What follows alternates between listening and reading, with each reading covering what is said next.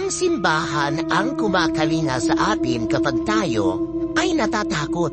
Pero kakaiba ang simbahan amin nakita dahil imbis na mapanatag ang iba, kaba at hilakbot ang kanilang nararamdaman.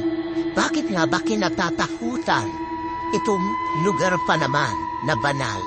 Alamin natin ang misteryong bumabalot sa simbahan ng kababalaghan.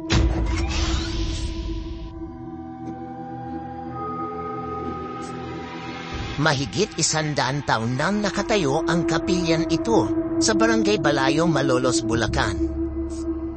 Takbuhan ng mga gustong magdasal at magnilay. Pero sa likod ng tahimik at payapa na lugar dalaninan, nakakubli pala ang nakapamhihilakbot na mga kwento ng kababalaghan. Anong misteryo ba mayroon ang kapilya ng Santa Cruz? Taong 1903, nang itatag ang kapilya ng mga unang residente ng Barangay Balayong na pawang mga magsasaka. Palaging dinadagsa ang kapilya ng mga deboto mula sa iba't ibang lugar tuwing Semana Santa para sa tradisyonal na pabasa. Mula noon hanggang ngayon, hindi nagbago ang banal na imahe ng Kapilya Santa Cruz. Isa sa mga tagapangasiwa ng kapilya si Beng.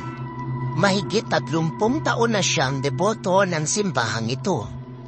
Mula pa noong 10 taong gulang pa lamang daw siya, nakaugalian na niyang mag-alay ng bulaklak sa Birhen tuwing Flores de Mayo. 2018 nang siya'y maging Hermana Mayor sa kanilang fiesta, kaya madalas ginagabi siya noon sa simbahan para maghanda ng mga gagawin sa okasyon.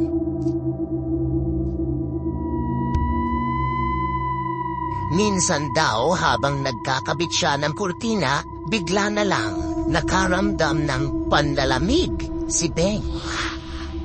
Laking gulat ng ginang kasabay ang paninilapot nang tumambad daw sa kanya ang isang batang babae na lumulutang. Kinikilabutan ako. Eto, naninindig ang balahibo ko. Lumalaki yung ulo ko, etong buhok ko. Pakiramdam ko nakatayo lahat siya. Kaya sabi ko, iba na to. Hindi siya normal. Kasi ang mata namin kasama ay nasa labas nagagawaan, yung iba nandito naglalampaso. Naulit pa raw ang nakakakilabot na karanasan nito ni Beng. May isang pagkakataon pa na habang nag-aayos siya ng bulaklak sa altar ng mahal na Birhen, walang ano-ano'y may nasulyapan siya sa may gilid ng kusina ng kapilya. Isang white lady.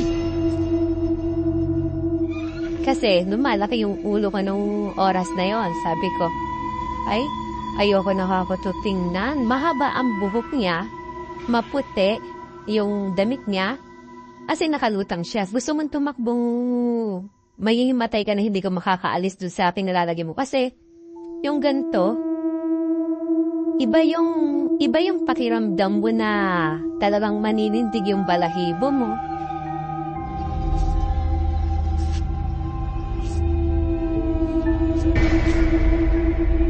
Madalas din daw mapansin ni Beng at ang kanyang mga kasama na nagagalaw o di kaya nawawala ang mga gamit na naligpit na, gayong wala namang ibang tao doon.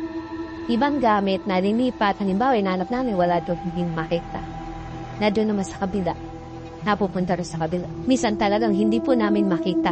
Pag hindi namin makita, kung kailan hindi namin hinahanap, doon naman namin nakikita. Ang lay minister at tagapamalaga ng kapilya na si Ma'am Tony, na siya ring tagasara ng pintuan sa simbahan. 20 taon nang nagsisilbi sa kapilya si Ma'am Tony. May kwento ring kakatuwa na kanyang naranasan. Minsan daw, habang lumilibot siya bago umalis, may narinig siyang ingay sa loob ng sakristi. Nang puntahan ni Ma'am Tony ang pinagmumulan ng ingay, bigla na lang daw ibinato sa kanya ang ilang gamit sa loob. Laking takot niya dahil walang katao-tao sa silid.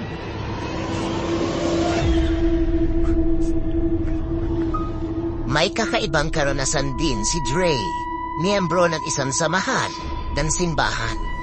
8 taon pa lamang daw si Dre ay laman na siya ng kapilya lalo na kung panahon ng kapisismo tuwing Mayo. Nag-aayos daw sila ng karosa para sa fiesta nang biglang namatay ang ilaw. At biglang lumamig ang paligid na tila may kakaibang presensya ang pumasok. Ang estudyanteng si Erica may nakakatakot ding karanasan. Bata din po yun. Maliit na anino. Dumadaan po siya palag.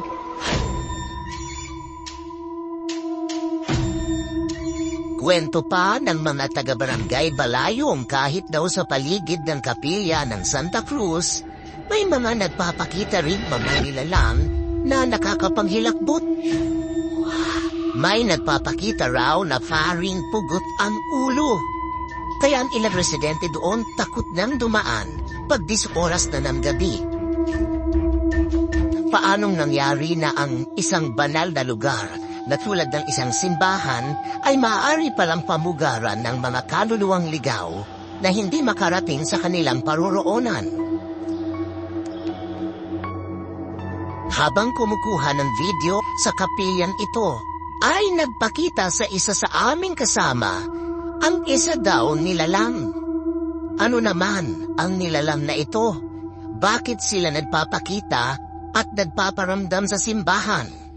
Ang kasagutan sa mga katanungan sa kwento ng kababalaghang ito sa simbahan ng Santa Cruz, malalaman na. Kinatatakutan ng mga residente ang kapilya ng Santa Cruz sa Barangay Balayong sa Malolos, Bulacan. Dahil daw sa mga ligaw na kaluluwang nagpapakita dito at nagpaparamdam. Pangkat po kasi may nanganak na lalo't bagong panganak na namatay, doon po talaga inilidikti. Yung bata po ako at talagang madalang po kami mapunta rito kasi po may nagpapakita raw pong bata. Akarang, mga kabataan, nag-ayos sila dyan. Na-experience daw nila may tumatakbo, may umiiyak, may tumutugtog ng piano. Nung manugal po, gumawa sa simbahan, tsaka isang anak ko. Yung anak ko, narinig niya, may mga batang naghahabulan. Meron po ang batang larita. Nanukong po, uy, doon ba kayong galaro gabi na? Asan ba yung mga magulang niyo? Tumingin lang po siya sa akin. Tapos kinuha yung bola, bigla pong lang. Napansin naming balisa ang aming ini-interview na si Brother Cedric. Yun pala, nagpakita daw sa kanya ang isang lalaki habang kausap namin siya. Ang misteryo sa simbahan, mayroon daw pwedeng pinanggalingan. May mga bangkay daw na itinapon at inilibing noon sa katabing lote na kinatatayuan ng kapilya na yun. Napag-isa nung araw, parang po sa bisita nililibing mga bata. Kaya, yan na inilibing dating mga sanggol na namamatay. Wala naman kasing masyado pang hospital dito nung araw eh. Tapos nga puro bukid. Kaya, ang isa doon sa nagpapanganak kasi dati, yung lola ko, sa yung kamadro na halos siya yung nagpapaanak dito sa buong barangay ng Balayo. Para mas maliwanagan ang lahat sa kababalaghan ito, sumangguni kami sa isang kinikilalang paranormal expert para malaman kung anong mga nilalang ang umano'y gumagambala sa kapilya at bakit sila namamalagi dito. Maraming nilalang daw ang nagpakita sa kanya.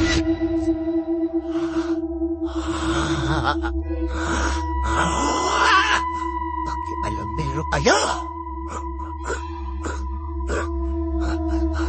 Lolo, kathang isip man o totoo, patunay lang na mayroong mga bagay sa mundo na mahirap talagang ipaliwanag, kahit pa sa mga banal na lugar.